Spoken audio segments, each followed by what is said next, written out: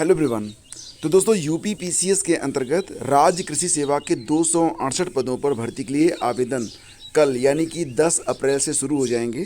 इसके लिए जो 60 नोटिफिकेशन है जारी कर दिया गया है, लेकिन इसका जो डिटेल नोटिफिकेशन है ये 10 तारीख को ही जारी होगा और नोटिफिकेशन के साथ साथ ऑनलाइन आवेदन की जो प्रक्रिया है ये भी स्टार्ट हो जाएगी। ठीक है, तो देखो यहाँ पर जो आवेदन है उसकी लास्ट डेट 10 मई रहेगी, यानी कि 10 अप्रैल से लेकर 10 मई तक अभ्यर्थी जो है वो आवेदन कर सकेंगे। और यहाँ पर शुल्क समाधान किए जाने की जो लास्ट डेट होगी वो 16 मई रहेगी।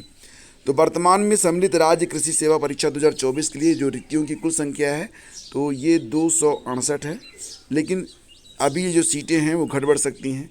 एज लिमिट आप जानते ही हैं कि उम्र सीमा 21 से 40 साल होनी चाहिए। दिव्यांगजनों के लिए जो उम्र सीमा है वो 21 से 55 साल है। तो यहाँ पर दिव्यांगजनों को काफ़ी राहत मिल रही है। आयोग के सचिव के अनुसार ऑनलाइन आवेदन करने की प्रक्रिया, शुल्क जमा करने की प्रक्रिया, मतलब डिटेल्स जो हैं ये आपको मिल जाएगा जब जाति प्रमाण पत्रों का जो प्रोफार्मा है, प्रारंभिक और मुख्य परीक्षा के विषय एवं पाठ्यक्रम, परीक्षा केंद्रों के जिलों के नाम, आरक्षण एवं आयु में छूट, सब कुछ ये आपको 10 अप्रैल को जारी होने वाले डिटेल नोटिफिकेशन में देखने को मिल जाएगा। तो जो अभ्यर्थी राज्य कृषि सेवा परीक्षा के लिए आवेदन करना चाहते हैं बिल्कुल अपनी तैयारी पूरी रखें। ओटीआर को कर लें, क्योंकि बिना ओटीआर आप आवेदन नहीं कर पाएंगे, और अगर आपका ओटीआर है तो अच्छी बात है। और इसके लिए आवेदन की जो प्रक्रिया होगी कल से स्टार्ट होगी। जब विज्ञापन आ जाएगा तो उस पर एक डिटेल वीडियो बनाकर इस चैनल पर अपलोड किया जाएगा, सभी मुख्य बिंदु को शामिल करते हुए, सभी सावधानियों को शामिल करते हुए। दोस्तों बात करते हैं यहाँ पर असिस्टेंट प्रोफेसर भर्ती के लिए, तो जून में होगी पदों की गणना। तो यहाँ पर जैसा कि आप जानते हैं कि अशासकीय सहायता प्राप्त महाविद्यालयों में असिस्टेंट प्रोफेसर के नए पदों पर भर्ती की प्रक्रिया जून के बाद ही शुरू हो जाएगी।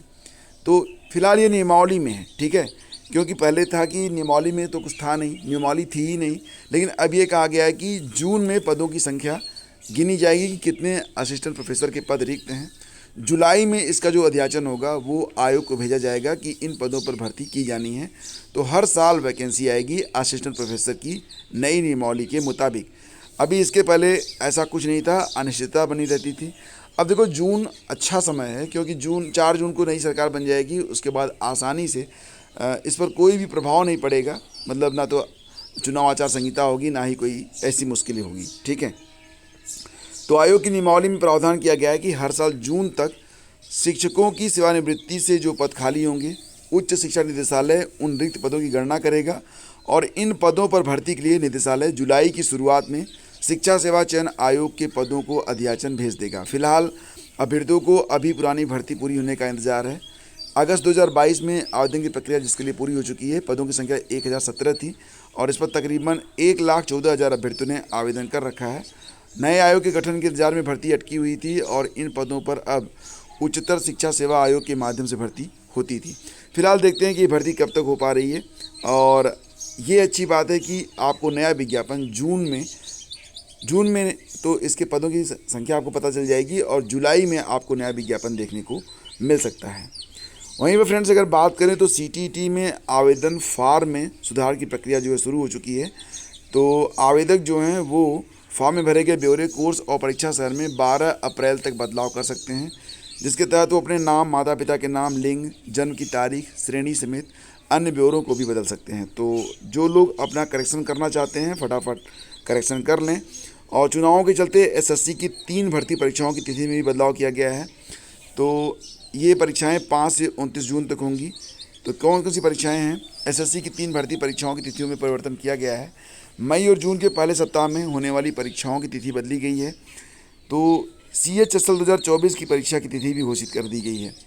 चुनावी प्रक्रिया के बीच एसएससी के 3 भर्तियों की परीक्षा पड़ रही थी। सिलेक्शन पोस्ट 12 की भर्ती की ऑनलाइन परीक्षा 6, 7 और 8 मई को होनी थी। अब इसकी परीक्षा 24, 25 और 26 जून को कराई जाएगी। सेंट्रल आर्म्ड पुलिस बल और दिल्ली पुलिस में सब इंस्पेक्टर की भर्ती 4 मार्च को आई थी। 9, 10 और 13 मई को परीक्षा होनी थी। अब इसकी परीक्षा 27, 28 और 29 जून को होगी।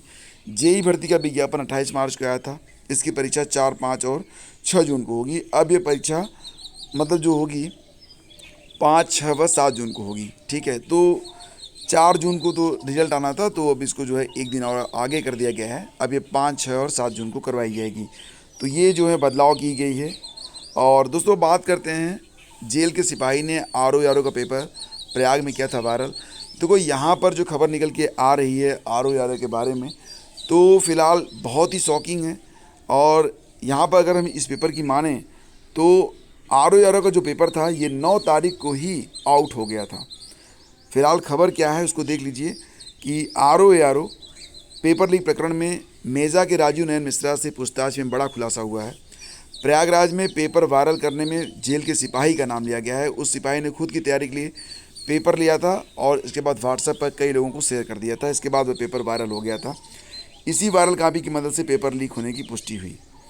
तो मेजा के राजू नयन ने सिपाही भर्ती के अलावा आर.ओ. यादव भर्ती परीक्षा के पेपर लीक प्रकरण में भी पूछताछ चल रही है।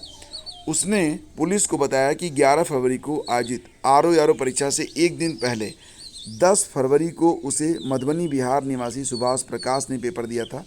सुभाष को बिहार के किसी कोचिंग संचालक ने 9 फरवरी को आर.ओ. यादव का पेपर दिया। ये पॉइंट नोट करिए आप लोग कि सुभाष को बिहार के किसी कोचिंग संचालक ने 9 फरवरी को आर.ओ. यादव का पेपर दिया। मतलब परीक्षा होनी है 11 तारीख को और पेपर 9 फरवरी को ही आउट हो गया।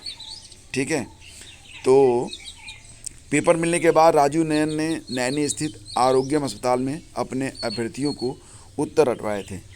तो यानी कि एक बहुत ही गहरी साजिश है और इस साजिश तक पहुँचे बिना आयोग या कोई भी री एग्ज़ाम के बारे में तो कोई भी बात नहीं की जा सकती कि अब जो कोचिंग संचालक है उसको पकड़ा जाए, फिर पता चलेगा कि उसे पेपर किसने दिया था, कहाँ से पेपर आउट हो रहा है, इतना बड़ा लूप होल कैसे बन गया है।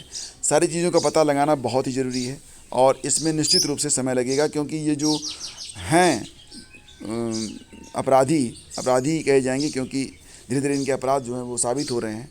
निश्चित रूप से ये बहुत ही गहरी साजिश किए हैं और पुलिस को भी जो है गुमराह किया जा रहा है।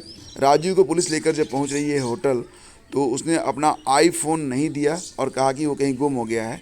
आईफोन के द्वारा ही जो पेपर की फ़ोटो खींची गई थी। ठीक है, तो सारी चीज़ें आज के अखबारों में भी हैं, आप लोग पढ़ सकते हैं। तो फिलहाल फ्रेंड्स, मास्टरमाइंड को लेकर अस्पताल पहुंची एसटीएफ, जुटाए साक्ष्य, सारी चीज़ें आज के अखबारों में भी हैं। लेकिन ये एक बहुत ही दुखद बात है कि पेपर जो है वो 9 को आउट हुआ अकॉर्डिंग टू न्यूज़पेपर और अभी जो है तह तक पहुंचना बाकी है। निश्चित रूप से जो कुछ भी होगा नज़र रहेगी, लेकिन ये एक बहुत ही गहरी साजिश है। आज पुलिस तामील कराएगी वारंट भी। तो आर.ओ. यादव पेपर लीक मामले में मंगलवार को कौशाम्बी पुलिस मेरठ कोर्ट में वारंट भी तामील कराएगी। इसके बाद पेपर लीक के मास्टरमाइंड राजू नयन मिश्रा को पुलिस कस्टडी रिमांड यानी कि PCR पर लेकर पूछताछ की जाएगी। तो अभियुक्त राजू को नैनी स्थित आरोग्य अस्पताल भी लाया जाएगा। इसके बाद आगे की कार्रवाई की जाएगी। तो चलिए, जो कुछ भी चीज़ें हैं। और फ्रेंड्स, बस यही थी आज की news update. Thank you so much for watching the video. Current affair session के लिए आप लोग only GS master class YouTube channel को सब्सक्राइब जरूर कर लीजिएगा। कई बार ऐसा होता है कि जब वीडियोज़ में अपलोड करता हूँ, कोई न्यूज़ आप लोगों को देनी होती है तो एक ही माध्यम होता है कि मैं यूट्यूब पर आकर वीडियो बनाऊँ।